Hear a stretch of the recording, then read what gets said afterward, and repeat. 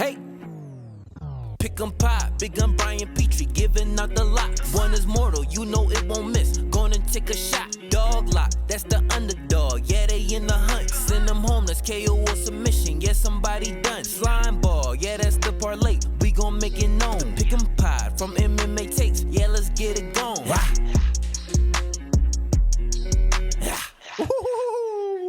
What's up, baby? What's up, boys? What's up, girls? What's up, listeners? I'm back. I'm back with UFC Saudi Arabia. Excuse the throat. The throat's going to be a problem. We'll get to that. Thank you. Sorry there was no show last week. I was at the beach with my family.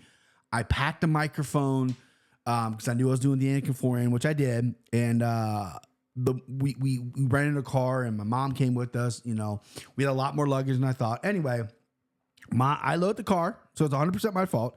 My bag with the microphone in it got smashed, and the microphone it wouldn't work. It wouldn't work. So I had to record via just the MacBook microphone. Crushed me. Hate it, you know. Text John, apologize. Text Cody, all that stuff. You know, I feel terrible. I'm a professional. And I fucked that up. And then so I was gonna do my show. Then I got a little sick, believe it or not. I was enjoying my beautiful grandmother, who's 94, going to be 95 years old, still being a badass. Amazing. She has a twin sister, so we spent a lot of time with them. Incredible human beings. We had a place on the beach. My kids love the pool on the beach. My wife is obsessed with the beach.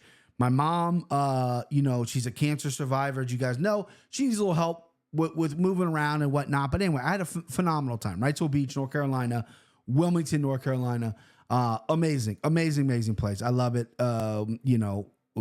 I've been to every city in the world, and I'm a Cincinnati boy. I love my city. I love Cincinnati, but Wilmington, North Carolina does feel like a second home. It's amazing.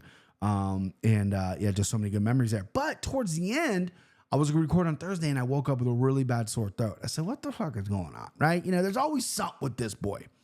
I haven't told you guys this, and believe it or not, I know I tell you guys everything. I do have an inner ear thing on my left ear that's been kicking with me. That's been a problem with me, and I've had to get that looked at, and there's going to be something done to that on July 11th. A little, I don't like saying the word surgery or whatever, procedure is what they call it.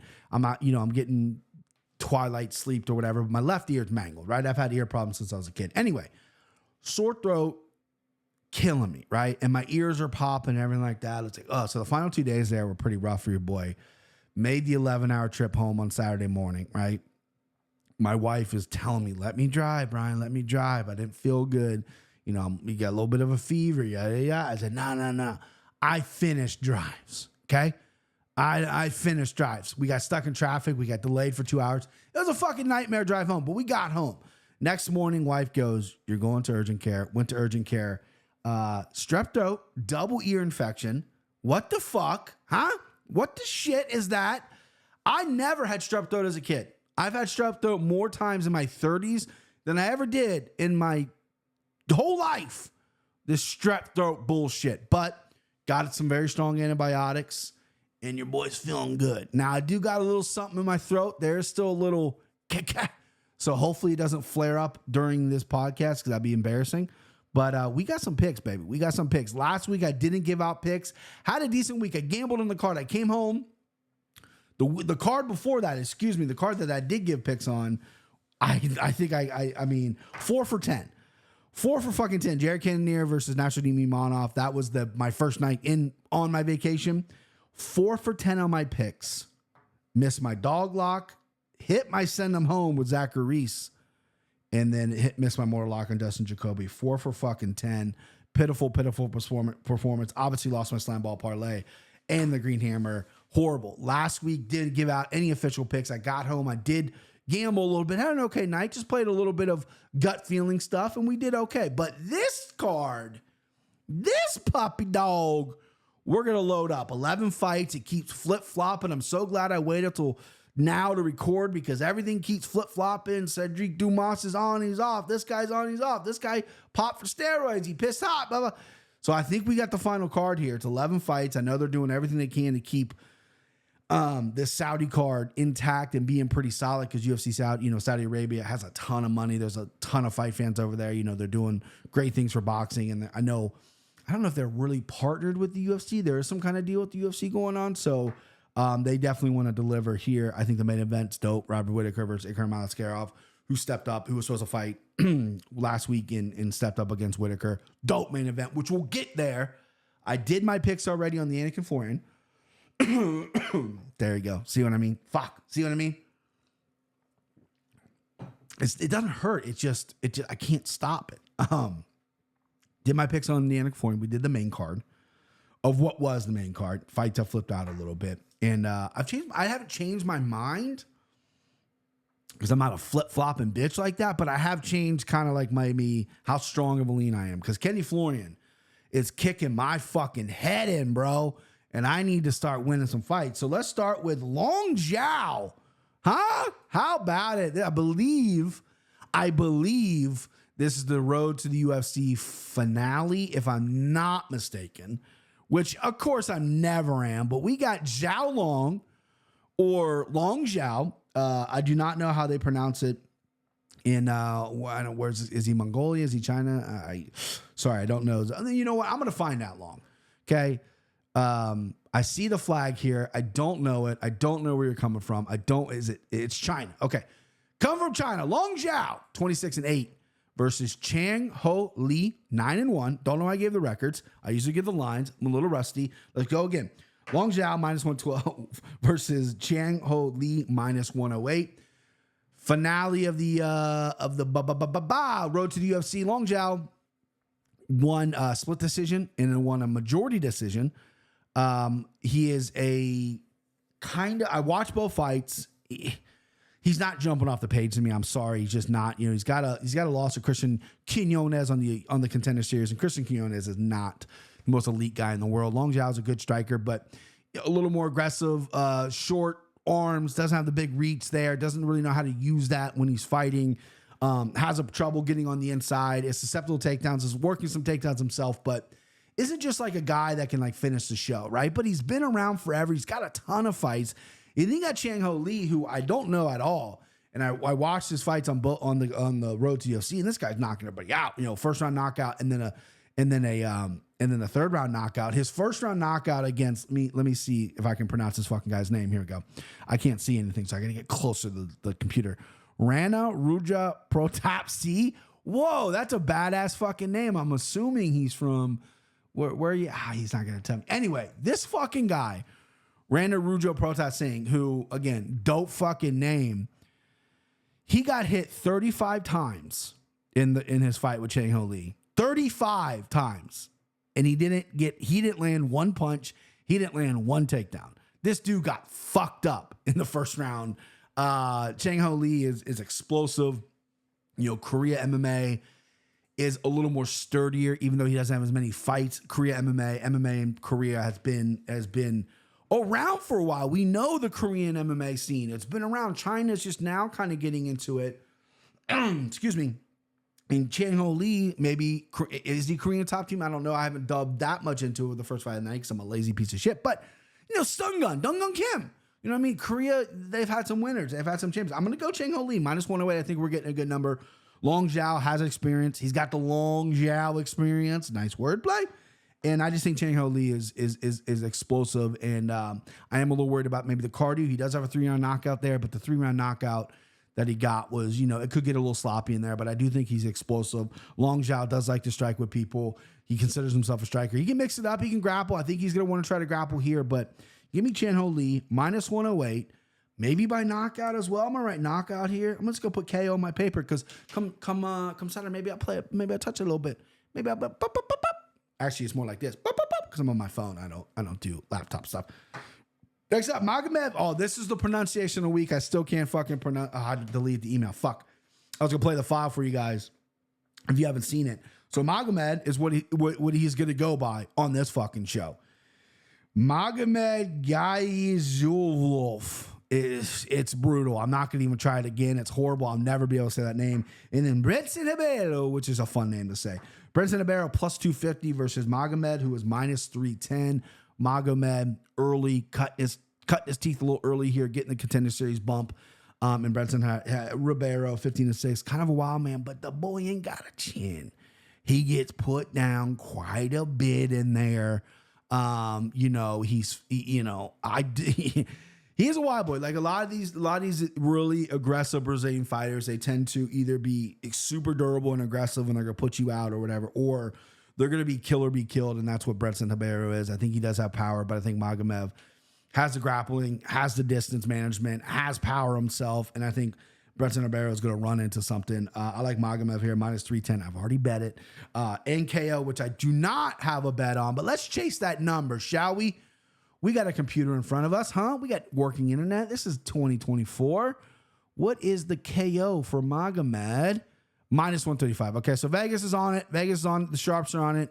People like that. I like them by KO as well. And also, I'm slime forever. I'm going to slime them up, baby.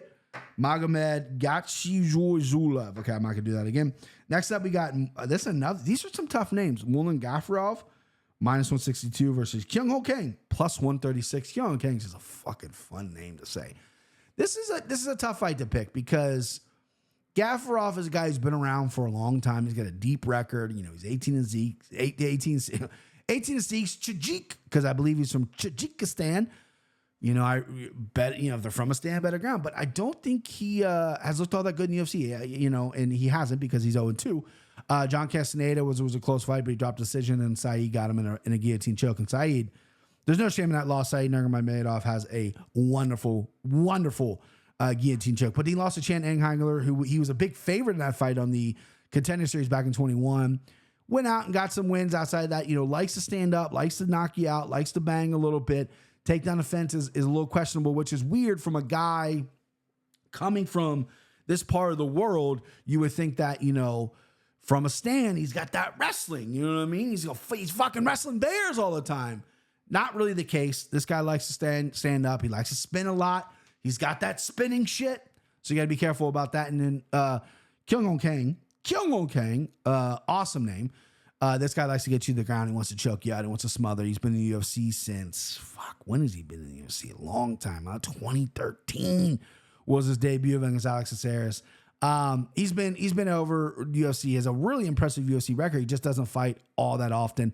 Looks like he took 4 years off, probably the military service or whatever, just very inactive. Doesn't have the best names in his record. The Brandon Davis fight, I thought he could have lost. He won by split. The Pyongyang Liu fight, I thought he could have lost. He won by split. The Dana Baccarat fight, he looked okay. Christian Quinones, he won by rear naked choke. Coming off a loss over John Castaneda. Never been finished in UFC, only decision losses. I think this is a really good guy you could put money on as an underdog. Now, I have Gafarov written down here because I like Gafarov's game. I think he's a little more fresher. Colin King's been in the UFC for 11 years. He's 19-10. He's beatable, hard to finish. You know, and Gafarov in this part of the world is going to have the crowd. But man, I'm going to switch pick. That's an official switch pick. I'm going to go Keelan King with this plus money next to his name. If he can get Gafarov down, let's look at Gafarov's takedown defense, huh? Let's look at Gafarov's takedown defense. His takedown defense is 62%, right? He gave up 3 to Castaneda. He landed 5 himself over Enghangler, and then Saeed, you know, just took his neck early in that fight. Yeah, I like Kyung Ho Kang in this fight. I'm losing my confidence. I need my mojo back. I'm on a losing streak. Kenny's beating the shit out of me. I'm going on one of the biggest MMA fucking podcasts in the world with John and Kenny Florian, Ray Longo, and I'm fucking choking, losing these bets. So my confidence is dwindling, man. I need these hard dig bets. I'm going to stick with my switch. I'm going to go Kyung Ho Kang. Just because I love saying his name. Plus money. We dance with plus money in this podcast, bitch. We dance with plus money. All right, next up, Renat Fakhretdinov, minus 360 versus Nicholas Dobby, plus 285. Everyone knows I love Dobby. We picked this fight in the Ank and Florian. So I'm sure you've seen it. It came out, it was live show on Monday. I'm getting the big dick out. I'm getting the big greenie out. I'm getting the green stuff out, right? The Green Mile, the Michael Clark Duncan. I'm getting her out because Nicholas Dobby. Hello? Okay, this is Dog. Renat Fakhretdinov's a stud. I mean, he's a stud. He grappled Craig Jones. I know he lost, but he's getting in there with some fucking studs. He's confident in his ability. His ground and pound's phenomenal. But Nicholas Dobby is no punk. And this dude is tough to put away. Unless you're on some kind of special steroids, Jesse Ronson. This dude's tough to put away.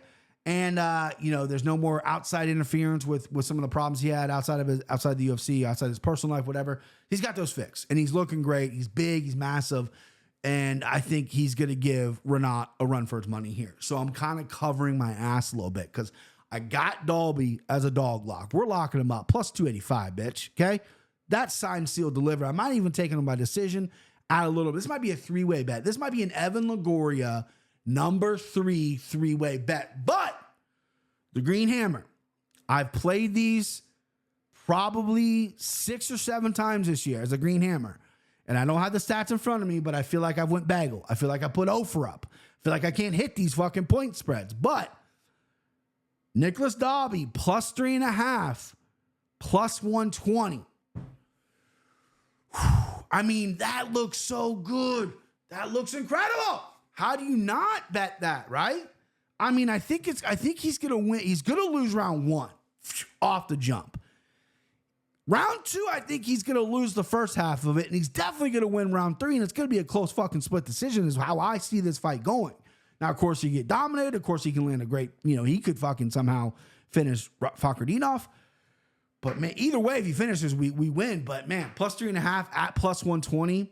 Woo! I gotta line it up. That's the Green Hammer, bitch. I had to do it. And I did it. All right, moving on. Muhammad Naimov. I butchered that. Minus 108 versus Felipe Lima, minus 112. This fight got put together. Naimov was supposed to fight. Who was supposed to fight? Let's go to Trusty Tapology. I feel like this dude is bounced around. Like, the withdrawals and the cancellations from this is great. So Melsik Bagdasaryan, was supposed to fight Naimov. And then Lima stepped up. They had Lima waiting in the rings. Lima, champion on Octagon, right? Brazilian dude that fights in the All-Stars gym in Sweden, which I think Chimaev kind of has left. I think he's primarily in Chechnya now. He might go back for camps, don't know, but the All-Star gym is still a very good gym.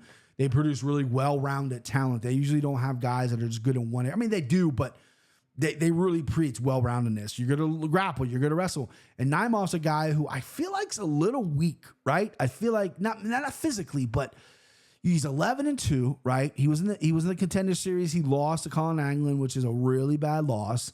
And then his fight right after that, he lost on Titan FC. He made his bones on Titan FC against Oliver Murad, who's 7-2. Don't know much about Oliver, who he just won in Combat Zone back. He hasn't fought since November. But after that, he won a couple of Titan and Tough Enough, and that's a place out in Vegas. He beat Dylan Schulte. He beat Suluk Murdov, who are those guys by the split decision. Then he gets called up short nose, fights Jamie Malarkey, right? Gets completely tooled in the first round. Malarkey's having his way with him, and then Malarkey gets slapped second round. Maimov's on the cage. He's defending. He's this, he's that, and then just throws a right hand, knocks him out. Then he gets Nathaniel Wood. Decision against Nathaniel Wood. Very low level, or excuse me, not low level. Low energy, slow pace fight. He slowed Nathaniel Wood down. That's a very good win. Nathaniel Wood is a very talented fighter, even though him up in a weight, it's remained to be seen. I know he can't cut 35 anymore, but it's remained to be seen. And then we get the Eric Silva, leg injury, round 1. Eric Silva's an okay fighter, but yeah, it was a weird situation. Now you get a Felipe Lima, who is 12-1, champion outside of Octagon. Kid's in shape. He's 25 years old. He has flying knee KOs. He has a lot of decision wins. The guy can go 3 rounds. The guy can go 5 rounds. And I wish I was a better capper. I wish I was a better gambler because I would have jumped on this line way early. I feel like Felipe Lima, I do not know what he opened up as, but we got him currently at 112. I'm going Lima here. I think he's better everywhere than Naimov. I think he's a better striker. I think the wrestling is going to kind of wash out. We're going to see. It's going to be very interesting, but I think the wrestling is going to wash out, and I think Lima's a better athlete as well. So during the scrambles, I think Lima could come out on top. It's going to be a close fight. I like a decision as well. This is going to go over unless Lima catches him with something early, but Naimov's never been finished. Give me Lima, minus 112. That's almost a pick 'em. You guys know I'm pick 'em Petrie. No one calls me that. I'm trying to get it going, but give me Lima at minus 112. I like that bet. I'm going to place that bet any day of the week. I like that bet. The number could go up. He can even be a favorite. Naimov could be a dog. I still like that bet. All right, next up, Nasrat Haparas versus Jarrett Gordon. Nasrat, is minus 238. Jarrett Gordon is plus 195. So here is where I'm reeling back some confidence. I got to reel it back a little bit. On the Akin Florian, let me check my notes. Let me check what I put on him. I have a running tally of all my stuff from the Antiquarian. So I put $500 on Nasrat Haqparast at minus 250. Numbers come down a little bit. I put $500 on Nasrat Haqparast, right? So you would say that's my mortal lock. You would come into this show going, BP loves Haqparast, put $500 on Jared Gordon. I kind of went on a weird, in the beginning of my breakdown, kind of shitted on Jared Gordon when I didn't need to do that. I don't know what that was. I don't know if that was the antibiotic brain or whatever the hell it was. Because I mean, we did that on Monday. I'm pumped full of antibiotics and steroids, trying to get rid of this illness. Not really sure what that was. I apologize, Jared Gordon. I don't think Jared Gordon is this high-level athlete, but he knows how to win. And Nasrat Haqparast has fought really dumb in the octagon. I think he's talented. I think he's fast. Power. He's coming off a knockout win, but powers remain to be seen. He does have some really good straight punches, which I like about him. And overall takedown defense is pretty good. Jared Gordon, I feel like his wrestling is okay. His jiu-jitsu is okay. I think he's better at when people are trying to take him down or people are trying to submit him. I don't think he's super high level when he's being offensive. I think his best game is to get in and close and make it ugly. And that's how you go win this fight. But I went $500 on Nasrat Haqparast. I'm picking Nasrat. I'm not walking away from it. However, I'm not going to mortal lock him. I'm not mortal locking him because Kenny, who's hot hand, loved Jared Gordon. He plays a bet on Jared Gordon. And the money's come down a little bit. People are throwing some money on Gordon at the underdog money, which is great. But I can't get there on Gordon. I like Haqparast. I think he's gonna win by a decision. He could knock Gordon out. Gordon has had some chin issues in the past, but more likely decision. Jared Gordon has all the tools to win this. So if you're on the Gordon side and you're like, BP, my guy, plus 195 for a guy who can make it dirty and grimy and get that underdog money, we dance with the plus money here, right? I get all that. I'm going completely opposite of that. But I have thought a lot about this. I listened to the show back, and I'm going to pick Nasrat Haqparast. I'm not going to lock him up, but I'm going to pick him still. I'm going to stick with my guns, but I'm not locking him up. However, I will slime him up. I will slime him up, though. A little 1-2, a little rope-a-dope. I will slime him, though. I do think he's gonna win. I just can't put a moral lock on him. I can't put a big bet on him, and but I'm gonna fucking the bet's in place already too. I just fucking rope-a-dope you. I next up Johnny Walker minus 112 versus Vulcan Ozdemir minus 108. Another pick'em fight, another fight. Kenny, by the way, every week is a great week for the Antiquarian, but Kenny and I opposite. We picked opposite, which I love. This is a fight we were opposite on. He picked Vulcan Ozdemir. I picked Johnny Walker. I never picked Johnny Walker. Johnny Walker's chin is just, I mean, I made the joke before, but he gets rocked when the guy puts Vaseline on his face before he gets to the fucking cage. But he's super athletic. He's talented. And if he doesn't make mistakes, he's very good. Vulcan Ozdemir has tiny little bitty arms. No reach in there. He's going to have to close the distance. I think Johnny Walker is, if you look at some of the fights where Ankalaev, Jamal Hill, he got hit at distance when he got put down. I think inside here, Johnny Walker's also very good in the clinch. If you look at the Claire Roundtree fight, he's good in the clinch, but you can't let Vulcan get close. Vulcan might want to wrestle a little bit. I think that might be, he might slow down if that happens. I think neither of these guys' grappling is all that great. Vulcan does have some submission. I think he's coming off a submission win. Johnny Walker's got a submission win as well, but they're not known for their grappling. I think that's a bit of a wash. I think we're going to play on the feet. I think Johnny Walker's size, because he's fucking enormous, his reach, his length, his athleticism is really going to take him to a decision win here. I mean, he could KO. I do have KO written down, so maybe I'll play KO. Let's check out what KO is, huh? Vulcan Ozdemir, been KO before, has a pretty sturdy chin. It's not like he's chinny or anything. I mean, Johnny Walker is chinny as fuck. So Johnny Walker by KO plus 215. Yeah, I mean, I'll take that. I like the that's okay. But I think if we're putting money, we put money up and we're doing that's a really good money line at minus 112. And if you want to do a unit and a half on that, I wouldn't hate it. Okay, I like pick'em plays, pick'em fights as well. I can see Johnny Walker maybe getting a little higher. I feel like money's going to come in on Johnny Walker. I feel like Johnny Walker, this is a dude that has talent and has charisma and has personality. But again, you want him to get there and he can't. I mean, he's coming off a knockout loss over Magomed Ankalaev. Before that, he won 3 in a row. It's not like the guy's losing the bums right now. He's centered in. He's a dad now. Check the stats. When fighters become dads, they have a winning record. Probably that's a made up stat, but check it. Give me Johnny Walker. Almost lined him up. But I need a win, boys. I need a win bad. All right, next up, Shara Magomedov, minus 550 versus Antonio Chucali. Sounds Italian, is Brazilian, plus 410. Let me just get this out of the way. I'm gonna wheel him. I'm gonna fucking wheel him and slimed him. BP, you slimed a 550? Yep. BP, you put a mortal lock at 550? Yep. Here's why. I'm not the biggest guy in Shara Magomedov. I saw him on Reddit, ripped up. He's going to Hollywood to film a movie to be a bad guy. He's got one fucking eye, calls himself the pirate. He'll go to any bay or beach or whatever and pillage. The guy's marketable and he's scary. He fought Bruno Silva, his debut, who is a legit 185, a really good benchmark. Thought he looked okay, looked a little lost when he got to the ground, but he's only 12-0. And I think, UFC jitters possibly got, but, he landed 110 strikes in that fight. So it's not like he threw a complete, he won the fight, but it's not like he laid a dud. I think people were going to expect him to go out there and knock out Bruno. Then you got Chucali. This guy is so interesting. I think I broke this down on the Ankle Flooring, but I'll repeat myself. Doesn't fucking matter. This dude was supposed to fight Oven St. Preux back in December. Nope. But December 2022. I think he got busted for something because I was 2 years off. Then he was supposed to fight Amar C back in May. Nope. Ikram Alaskarov, not his fault. Got moved. Now he got Shara, right?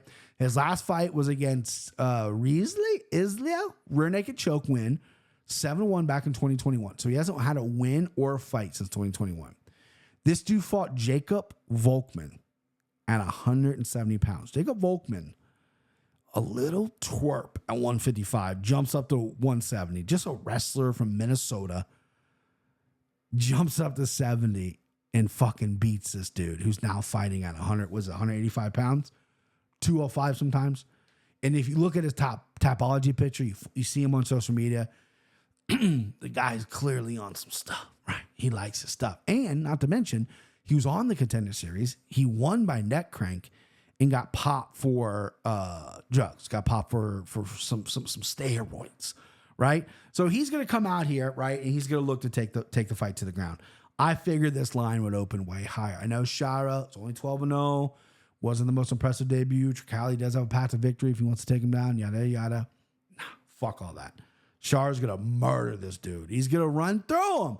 Chucali's been up and down, up and down. Is he on that special sauce? That could be an issue for the slime ball, for my mortal lock, but I think this line should be way higher. That's why I'm playing out at 550. I don't feel good about it, okay? It's not like something I feel good about, right? Giving you guys a 550 play. I feel good about it. But I like Shara big here. The bullet is going to run through this Chucali guy. Because even if you look at Chucali fights, he's not all that impressive. I mean, who fucking submits guys with a neck crank? That ain't going to happen in this fight. All right, so we'll move on. Kelvin Gastelum, who can't make fucking weight. Minus 230 for right now versus Daniel Rodriguez, plus 190. Kelvin Gastelum just can't get out of his own fucking way. I've seen Kelvin Gastelum 4 feet from me. Never met him personally. 4 feet from me, right? And he's not a big guy. You guys know I'm built like a house. So, but he's not a big dude. I've been around 85ers, right? Pure 85ers. I've been around pure 70s. Kelvin Gastelum's not a big dude. Sure, he might, whatever. The idea that he can't make 170 regularly without some kind of illness or some kind of injury, it's crazy. He can't make 170. They're going to do a catch weight. A lot of he said, she said's going around. Rodriguez said, Kelvin said, I want at 175. And Rodriguez's camp said, no, we want at 85. But then Rodriguez said, no, they said they never wanted us. Anyway, I think the fight's going to be contested at 185.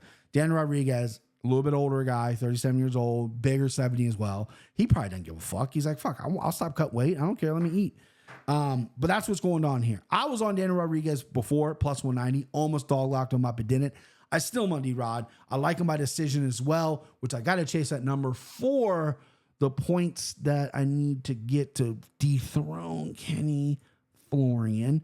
By decision, plus 300. Let me write that down. Excuse me. Let me do some stuff here. You know what I mean? Just gotta. Oh God. Oh, okay. So I just fucked everything up. I got a new keyboard because I came back from vacation, and my keyboard was. Let me just do. This is exhilarating, dude. I bet everyone's like, oh my God, BP, you're such a professional. How do I get as good as you? Well, you just don't edit any of this out and you let the people see it. Plus 300. I like that. Give me Daniel Rodriguez. I think he can outpoint Kelvin Gastelum.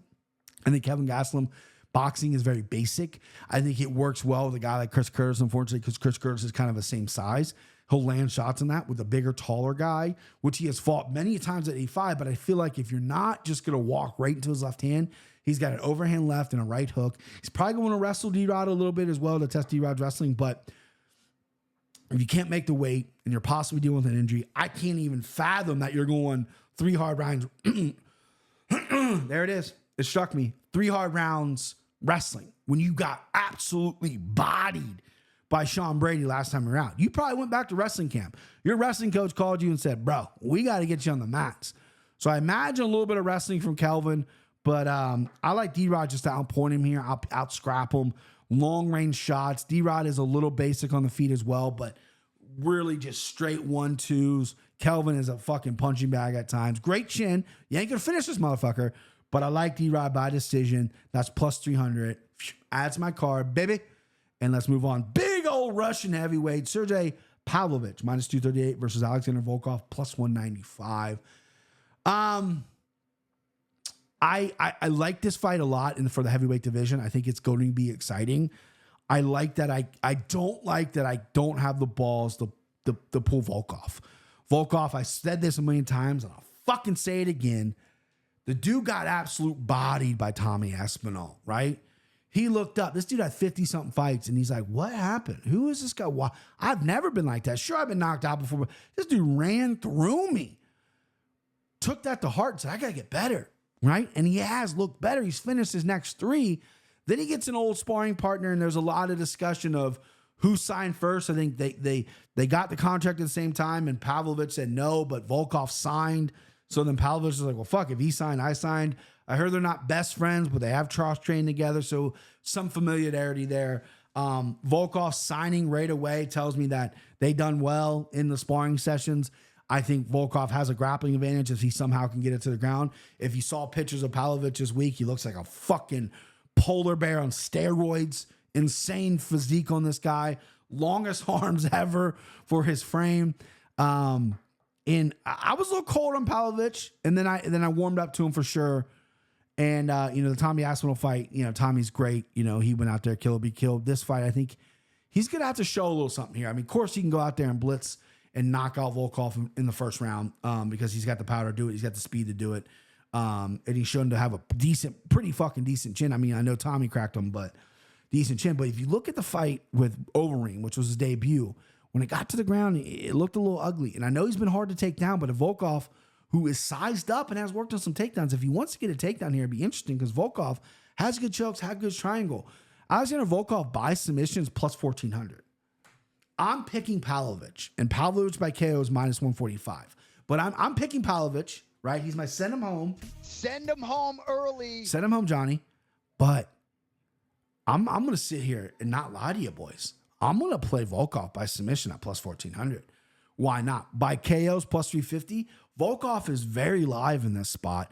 And if he takes him to the ground, there could be a TKO finish, or somehow it ends up on the ground. There definitely could be a submission finish as well. I might be shortchanging Pavlovich here, saying that he might not have 0 ground game. We just hasn't seen it, but we definitely haven't really seen him out of the first round. Say it gets to the second. Again, hit me. This could be the coughing episode. Say it goes to the second round. Now my eyes watering. Say it goes to the second round. Fuck, you get what I'm saying. There ain't no cardio. I'm going Pavlovich. And he's my send him home. But there's a little birdie inside me that says 1,400 is pretty fucking sweet. All right, main event, Robert Whitaker. Minus 155 now. Versus Ikram Aliskerov plus 130. Great fight here. Love this fight. Alex Skarov was Khabib's right-hand dude for a while, was like the next Dagestanian killer, ran in Chimaev, got to red a little bit, just started winning every fight outside of the UFC, and then got invited into UFC. Supposed to fight Paulo Costa, didn't, and has butchered the 2 guys they put in front of him. He's a stud. He's a little awkward. His striking isn't the cleanest. It's powerful. His wrestling's good. Haven't really seen much of his cardio. A lot of questions, but he's entering against Bobby Knuckles. Robert Whitaker, who's fought everyone, has been there, who has seen everything. That is what some people are saying why we like Alaskarov. Whitaker didn't know anything about Alaskarov. He just took the fight, right? He said his game plan was Chimaev heavy, which means he's going to protect the wrestling, and which is good. But Alaskarov does come out pretty aggressive. Whitaker, though, always seems to do really well with like the aggressive type fighters, the Yoel Romeros, right? I mean, I know Duplessis got him. Duplessis, unfortunately, that's the champion right now. I'm not going to compare Alaskarov to the champion, but the aggressive fighters he has done really well with. It's the cerebral guys. I know, listen, the Darren Till fight was very close. He got dropped. He won the fight, but Darren Till, very cerebral matchup. The Israel Adesanya, the cerebral matchups. He's lost to those guys. With this, I think he's got to be a little bit of a matador early on. He's got to test this guy's cardio. He's going to go out there in round one, and that's not Robert Whitaker's style. Robert Whitaker, guy's Bobby Knuckles for a reason. He wants to get after it, right? I would say feel him out in the first round. Don't make any risk. Maybe go for a takedown on your own. Make him work. You got the cardio. You've been the one training for months for this 5-round fight. You know it's going to be high pace because Chimaev comes at you like a bullet and shoots for your legs. You're kind of prepared for that. You look to be in phenomenal shape. Test this guy's cardio. Drown him in the deep waters. I like Robert Whitaker here. He was almost a slime ball parlay. He was almost a mortal lock. Alaskarov, I think this is just a lot to handle right now. And he could obviously do it. He has the talent to do it. And if he loses, there's no shame in losing to a guy like Robert Whitaker in your first UFC main event in Saudi Arabia. But what if he wins? This dude's got nothing to lose. Nothing to lose guys are dangerous. And he's already dangerous enough. Now you add the nothing to lose clause. Woo! Extra dangerous, baby. Feeling dangerous. Feeling real dangerous. But I like Robert Whitaker. All right. Slime ball parlay. We got Sharif the Bullet Magomedov, Nasrat Haparas, and Magomed. And here we go again. Magomed Gatsululev. That's a fucking name. 3-legger, plus 121. It's a baby slimy. It's a baby slimy. I apologize. The green hammer is Nicholas Dobby, plus 3.5 point spread on DraftKings Sportsbook, plus 120. I love that. I feel that in my fucking bones. That's going to hit. And then my locks, we got Mortal Lock, Sharia Bullet, excuse me, Nicholas Dobby, Dog, send him home, Sergey. You know what? I can't do that to you guys. I'm switching. I can't give you Sergey Pavlovich as a send him home when I just basically told you to have Volkov by submission. I can't do it. I won't do it. My send him home is going to be Johnny Walker. Fuck it. I think Johnny can knock him out. Flying knee, bitch. Johnny Walker by knockout. Plus 215. We already talked about that. All right, that's it. That's the show. You guys are the best. Sorry my voice is absolutely wrecked. I'm coughing in your ear, coughing in your face. You guys are the best. Hit that fucking subscribe button. We're still looking for 2K, baby. Still looking for 2K. I love you guys.